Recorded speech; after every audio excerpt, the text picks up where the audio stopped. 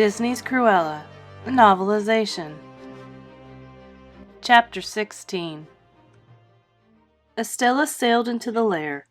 Artie was close behind, his steps a bit slower under the weight of his sewing machine and the extra clothes. Scanning the space, Estella saw one Dalmatian tearing up a set of old books, while another lunged toward them, knocking over a lamp in the process. The third had Horace backed into a corner. "Ah, you got them," she said. Horace nodded nervously. Coming around the corner, Jasper's steps slowed as he saw Estella and Artie. "Artie, boys, boys, Artie," she said with a wave of her hand. The Dalmatian in front of Horace barked loudly, causing Horace to shake.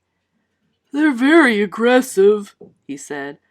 On cue, the other dogs joined in the barking, making the whole room sound like a kennel. Estella shrugged. "You need to walk them. Feed them," she stated, ignoring the fear in Horace's face. "We need to get that necklace out." Jasper shot her a look. "You're welcome," he said, a hint of bitterness in his voice. "You could help." Horace nodded in agreement. "Why can't you walk them as well?" he said. "There's no I in team." "There is an I in imbecile," Estella snapped. "Go!" She didn't have time for this. She needed the boys working on the dogs while she handled other things. How did they not get that? Did they not know how much this all meant to her? Apparently not. Jasper shook his head. "You can't talk to us like that," he said, his voice raised. "We're helping you." "So don't." The room became silent. Even the dogs stopped barking. Estella stared at Jasper, not breaking her gaze. She was done playing nice. If dealing with the Baroness had taught her anything, it was to look after priority number one, herself. Artie's head snapped back and forth between Estella and Jasper. Finally, after hefting the sewing machine on his hip, he headed toward the stairs. "Mom and Dad are fighting," he said, clearly trying to bring some levity to the situation. "I'll set up downstairs." As Artie left and Horace headed outside with the dogs, Estella's eyes didn't leave Jasper. They had never had a real fight before, and it made her feel bad, but also annoyed. Jasper had always had her back, and now he just seemed to be standing in her way. Didn't he understand what all of this meant to her? It wasn't just about bringing the Baroness down. Well, maybe it was a lot about that, but there was more. Her designs were being noticed. Her fashion was being talked about.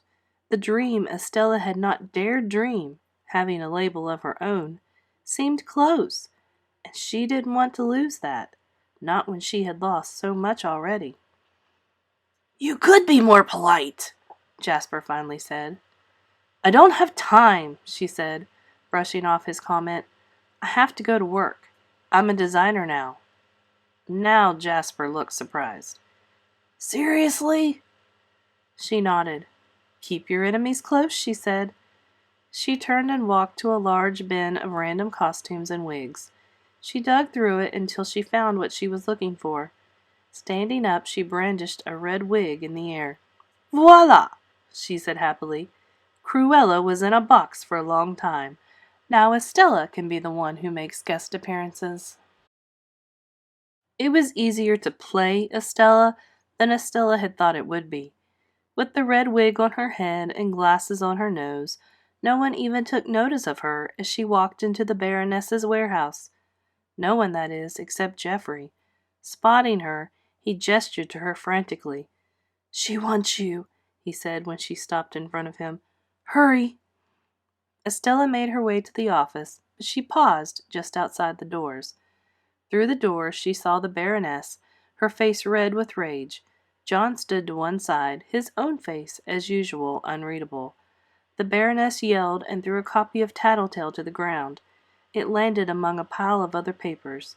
Staring back at Estella from their pages were images of the Baroness, partygoers gone crazy, and Cruella. "Everyone's laughing at me," the Baroness said, pointing at the papers. John shook his head, trying to soothe the savage Baroness. All press is good press, Baroness, he tried. Earning him a sharp look, he backpedaled.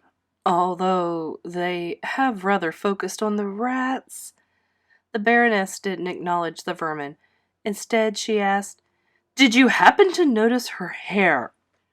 Outside the office, Estella was puzzled by what she had overheard. Why did the Baroness care about Cruella's hair? The valet waved away the woman's concern. Coincidence, he said. Apparently the young people are all doing it nowadays. Are they? Estella thought.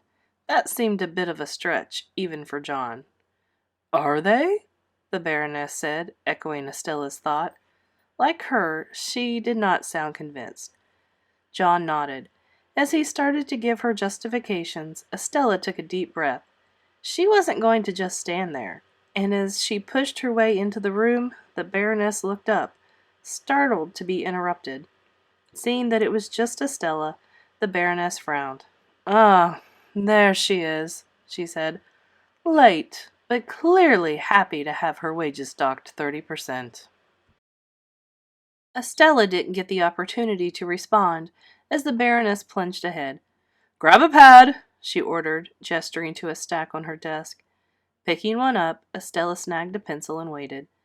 The Baroness strode to the far side of the office and walked out onto the balcony. She glared down at the workroom below, banging her hand on the railing. Everyone on the floor looked up. Immediately the room grew silent. My spring collection, she stated. I need 12 pieces and I have... Let me count. She paused and moved to a large board with half a dozen designs pinned to it. One by one she ripped them off and crumpled them into balls. Behind her, Estella winced. That was months of work from the designers. Destroyed. 0! Go! I want 10 pieces that work by 3 a.m., she screamed, turning back to Estella. Thank you, Estella said. Gratitude is for losers, the Baroness snapped. Her tone was sharp and cold. Estella couldn't help noticing how differently she had spoken to Cruella. There had been a level of respect to their conversation, but not for Estella. The simmering anger in her heart heated up. She tamped it down slightly, but she prodded the beast a little bit more. Good advice, she said. Then, very intentionally, she added, Thanks. What did I just say? Don't say, thank you, she said, holding back the feeling of joy she got from goading the Baroness. Got it. Thank you. The accidental slip of the tongue earned her another glare from the Baroness. Luckily, at that moment, the phone on the desk rang loudly. Storming over, the Baroness ripped it off the cradle. Her furious expression became still more furious as the voice on the other end of the line mumbled something. What do you mean the dogs are gone? She screamed when the other voice stopped. Find them! That was Estella's cue. Slipping out the door, she suppressed a smile. She was glad that she had been there when the call came in. Seeing the Baroness's angry expression almost made up for the verbal lashing she had received. Almost.